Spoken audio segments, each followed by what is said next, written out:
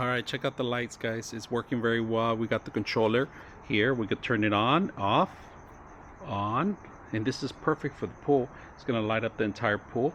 You have audio. You could change the RGB lighting to different colors if you want.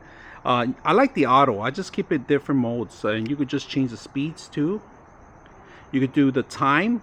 You could do the hours, and like I said, change it to your favorite color: yellow, blue. That was green, blue, red, and then white. But like I said, I like auto. Works very well.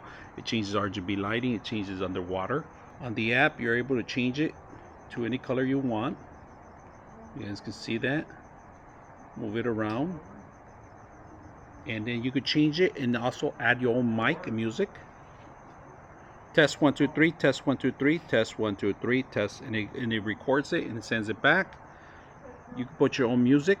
We're gonna play a music right now just to see it real quick. Goes with the music.